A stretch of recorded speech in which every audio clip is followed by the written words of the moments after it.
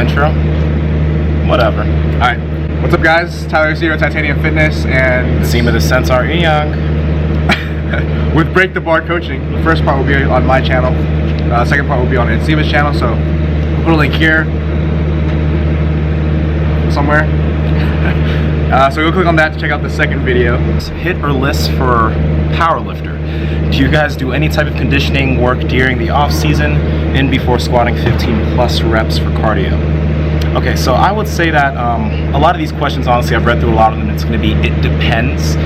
If you're a powerlifter and you are getting ready for a meet and maybe you're just trying to get conditioned, I would maybe suggest doing list cardio just because it impedes less on your training, it impedes less on your performance in the gym. If you're going to do sprints outside and you're going to just go very intense, that would impede on your later training sessions. It's like, let's say you did a sprint session the day before and then you had to do a strength day afterwards, you wouldn't perform that well on your strength day. I'd say like the compromise or like the middle ground should be moderate intensity steady state. Even if you're off season and you don't need to be burning the extra calories, it's useful for building up your aerobic capacity because there are days when you have like sets of 10 or sets of 7 plus, you're probably not going to be able to do that entirely anaerobically, and unless you can, you're going to get to a point where your aerobic capacity does determine whether or not, or how quickly you get tired, how quickly you fatigue, and that'll sort of determine how well you can perform the rest of your set. So you should be doing some cardio in most cases, but like Nsima said, the degree of interference does make a pretty big difference. Cody Pascal asks, how do you go about refeeds when dieting? Do you want to start or you want me to start with that? Go ahead. Okay, so when I go about refeeds and dieting, I think it really depends on the individual. And I would assume that you're talking about refeeds if someone is going on a cut. Refeeds also, monster. Refeeds have a good psychological benefit of maybe allowing you to eat a little bit more on one day if you feel that your diet is a little bit too hard.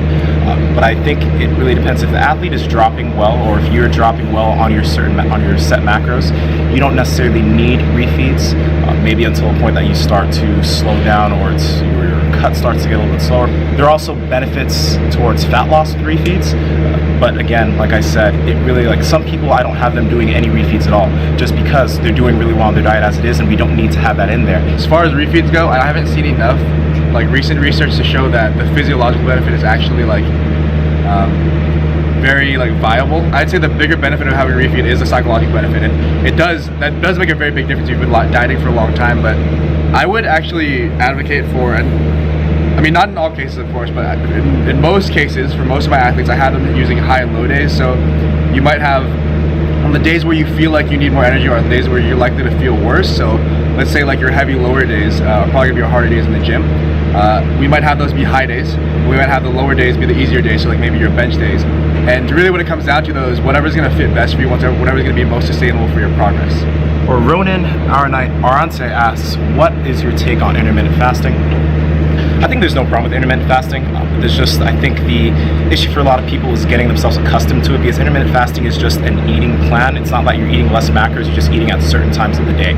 I know there's different ways of intermittent fasting, like there's 16 hours off, 8 hours where you have a window of eating. It's just, you just have different windows of eating and you have to get yourself used to that. So it has benefit with people in certain lifestyles, and if it fits your lifestyle, like if you're at work for a large part of the day, you know you can't cook and you know you can only cook at 5 hours at the end of the day, maybe it'll benefit you. Do you think there's any like physiological benefit to IF? No, honestly I don't think there's, some people say there is, but I don't think there's gonna make that much of a difference if you're hitting the same macronutrients to someone who's having their meals in 3 different meals during the day. Yeah. Should I go first? I don't even want to answer that question. No, let's answer it, yeah. Think so? Yeah. Kevin Kim asks, what are your guys' thoughts on marijuana and lifting, also alcohol and lifting? I would say there's always going to be a compromise. I'm not going to tell you, unless you're my client or unless you're like on contract with me, I probably won't tell you like don't do anything. And even if you are, I'm not your mom, I'm not your dad. I can't tell you what you can and can't do. But you should understand the compromise that you're making. So marijuana specifically, and I know a lot of people won't like this because there's the trend now is to believe that it's useful like medicinally, which might be true. I don't know if it is or not, but my main concern would be the metabolic effects, because generally what happens is when you smoke, you tend to have a short period or a very brief period where your metabolism is elevated, which is why you get the munchies. So your metabolism is going crazy fast and you get real hungry for a little while, and then there's an extended period of time where your metabolism is much slower. So if you're hungry for a short period of time because of that metabolic spike, you eat a ton right then, and then your metabolism slows down right after, it's very likely you're gonna store a lot of energy. As far as tracking alcohol, that's nearly impossible, because you can't really say, you know, X amount of calories, I'm gonna take that from carbs, take that from fat or whatever, because alcohol doesn't metabolize the same way as either of those things. Excuse me, I burped. The other thing is that with alcohol, it's kind of like, the analogy I like to use is if you were sick. When you're sick, your body's first priority is going to be to fight the infection. Same sort of thing happens when you ingest a toxin. Your body's first priority is to filter out that toxin.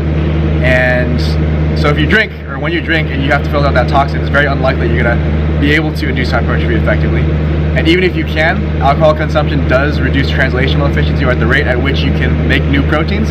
So even if you do induce hypertrophy, which is unlikely, you can't produce proteins as quickly as you would normally, so you wouldn't be able to recover and you wouldn't be able to rebuild as fast anyway.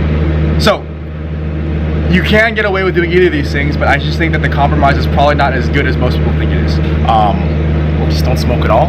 How about that? And number 2, alcohol.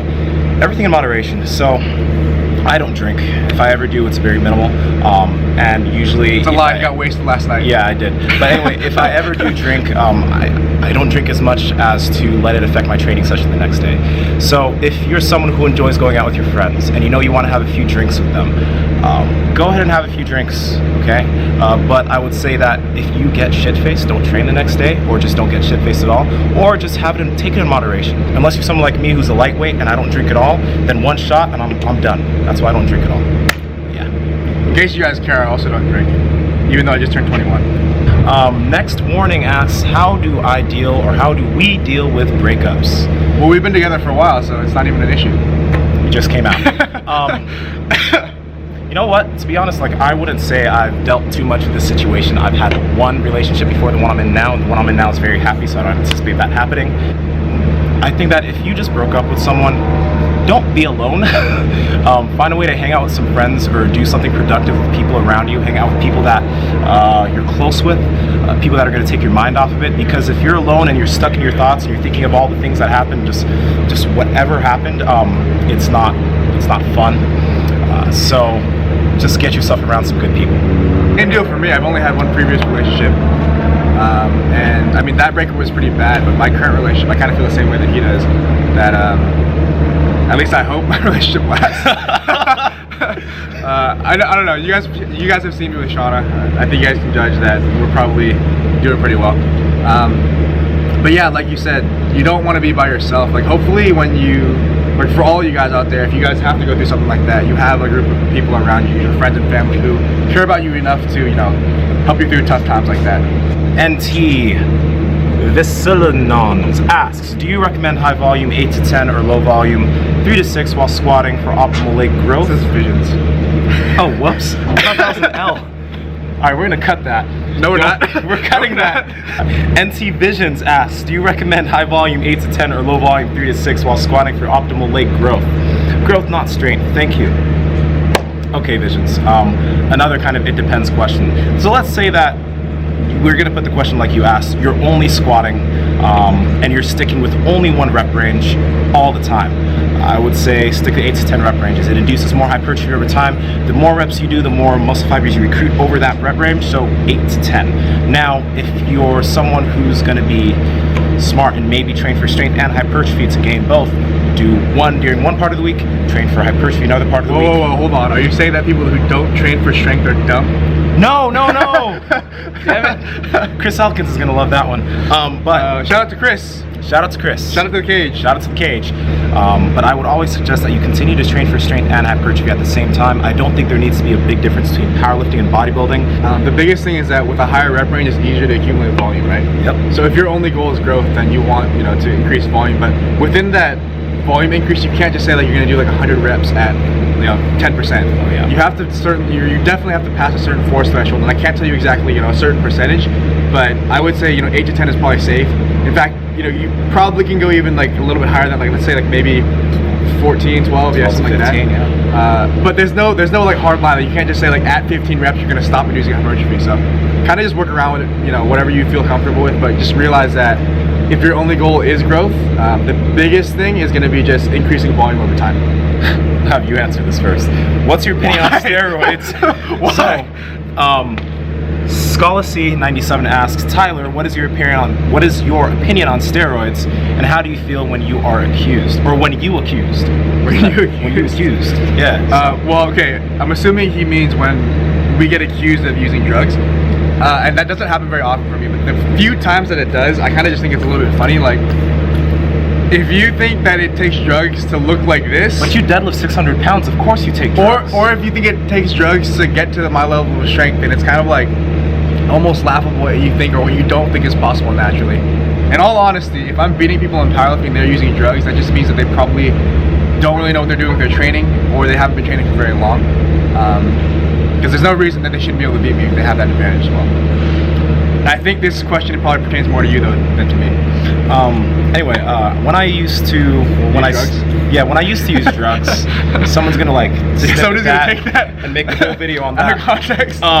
Anyway, when I do get accused of using steroids, at least back like a few years ago, when people used to say that, I would get pissed off because like I always thought that it put down the work that I put into what I did.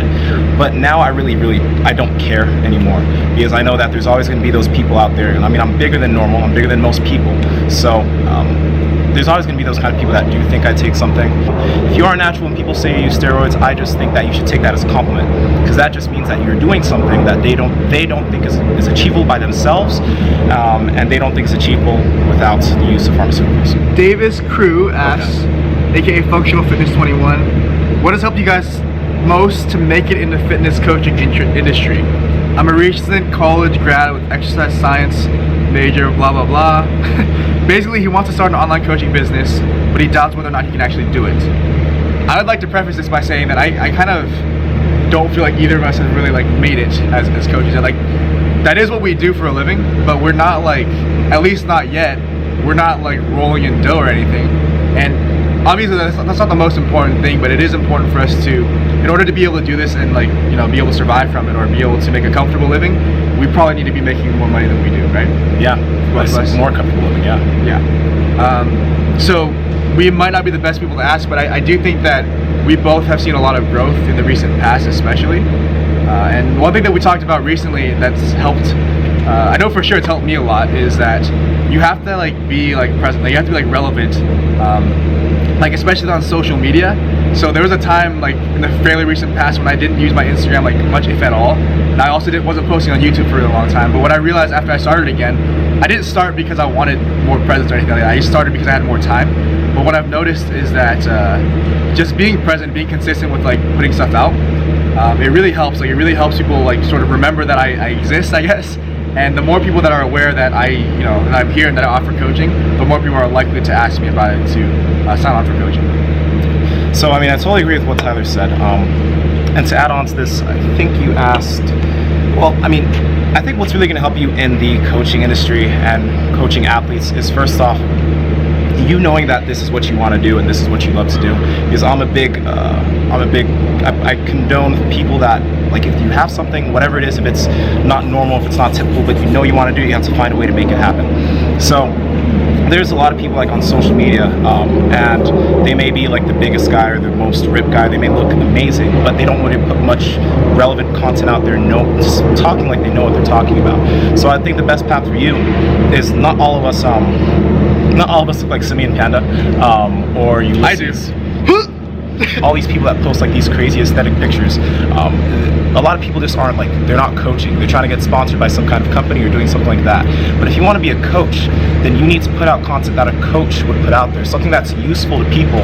I wouldn't say just like full days of eating or talking about the last trashy food you ate for the last few weeks.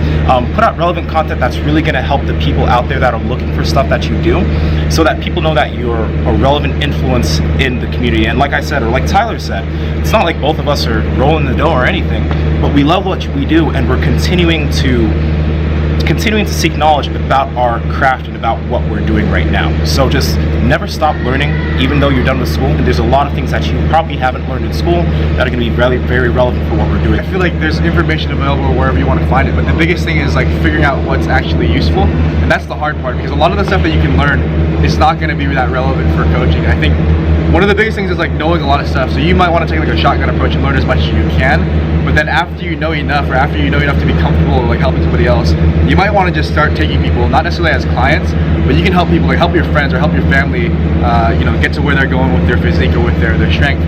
And once, you know, having that experience, you'll sort of, especially if you're coaching somebody for free, you kind of have that freedom to use them as sort of like your guinea pig in some sense. So you can figure out what works and what doesn't, and as long as you're comfortable with that, that's definitely a good way to gain experience, to make you both a more effective coach and to, you know, help you find out what does work and what doesn't. So do that. Go work with some people for free that will let you do it and make it happen.